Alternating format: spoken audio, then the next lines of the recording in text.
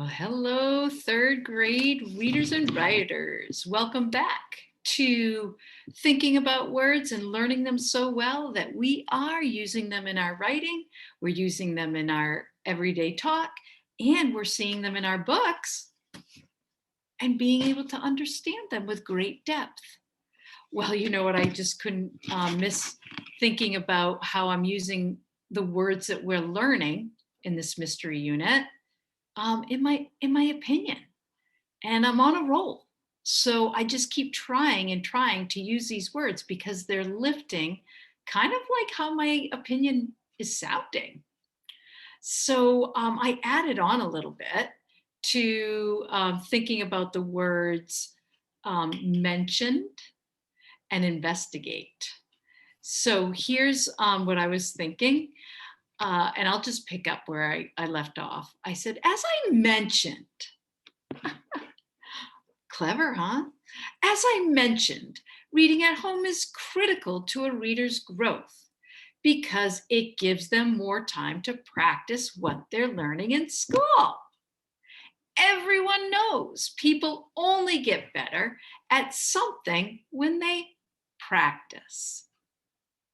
Studies show when kids read 60 minutes a day, so think 30 minutes in school, 30 minutes at home. When kids read 60 minutes a day, they score in the top 10% of all reading tests they take. I mean, that's like being the LeBron James of reading. Who doesn't want to be the best at something?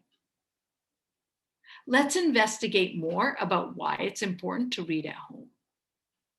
What do you think about my opinion? Huh? I'm thinking, how am I going to convince you to read more at home? And how can I use the words that I'm learning to convince you? Not bad. You might not be able to use all the words because it might sound silly, but try it. You might find that your writing seems to get better and better. Okay, the first word we're going to think, how well do I know it? Thieves. Yes, kind of. Help me. What about the word situation? How well do you know that word?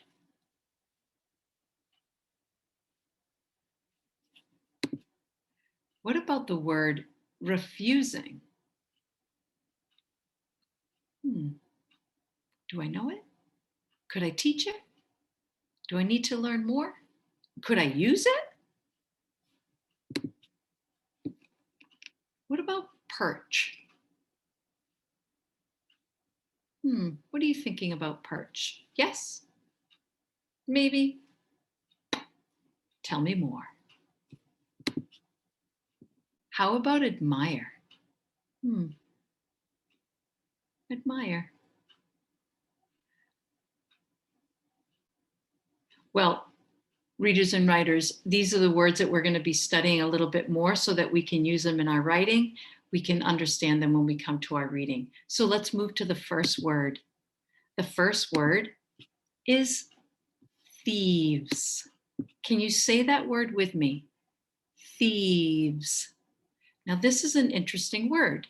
If I didn't know this word and I came to it, I might try to solve it like this. Because I'm pretty sure I know that TH says, and then the next chunk, I would look at it and I might do this.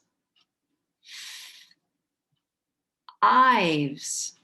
Because, you know, like when two vowels go walking, the first one says its name. Not always, people. Not always. If somebody taught you that, you need to say sometimes. Sometimes. Okay? So look, might go ives, fives, fives. I've never heard of that word. I'm going to be flexible. And now I'm going to go to the next vowel and I'm going to say that vowel long. Eaves, thieves, thieves. Of course, this is thieves, right? Be flexible and trust yourself when you're like, that doesn't sound right. because usually when it doesn't sound right, it's not right. Be flexible and keep trying. Okay. So listen, thieves is just, it's a person who steals or somebody who steals, right? You probably have some thieves in your mystery, right? Makes it a pretty good mystery. And we're trying to find out who the victim is of these thieves. So let's think about in this story, The Diamond Mystery, when Maya and Jerry want to know how thieves work, right? So let's think of some situations that you might use the word thief or thieves, okay? When you ask to borrow a pencil and you forget to bring it back, are you a thief? You ask to borrow a pencil and you forget to bring it back. Turn and tell your partner, what are you thinking right now?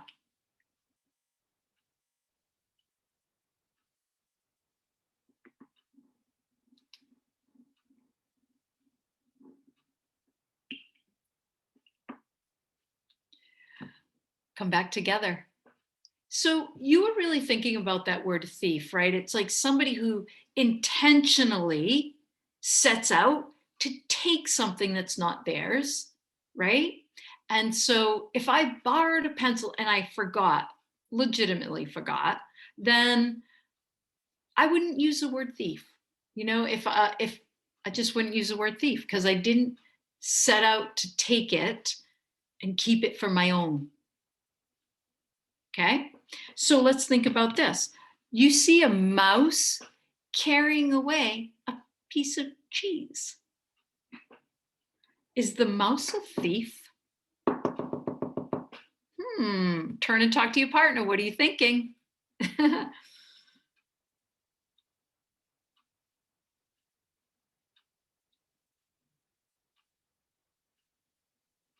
Okay, let's come back together. So you were talking about a mouse. Yeah, like that cheese is not theirs. They stole it from the person, and they had every intention to steal it. They didn't ask anybody, and they didn't buy it themselves. That's a thief. Thieves. Okay. What about this one?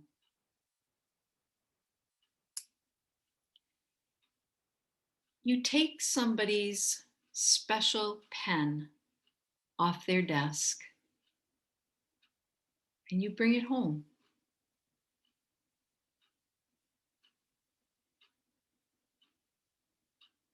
Turn and talk to your partner. What are you thinking?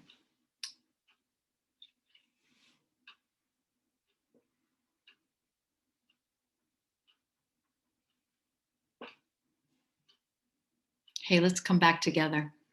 So yes, I would use the word thieves for anybody who takes something that's not theirs without permission and uses it for their own, right? So anytime that someone or something, could be an animal, right, steals the eggs from a nest, right? Thieves, taking something that's not theirs. So think about some other situations where you might use the word thieves. Go ahead, turn and talk to your partner.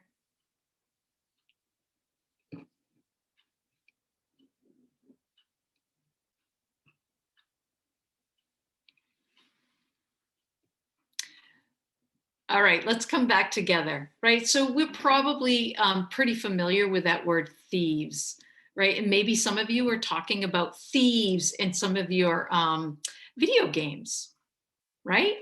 Taking what's not yours. Okay.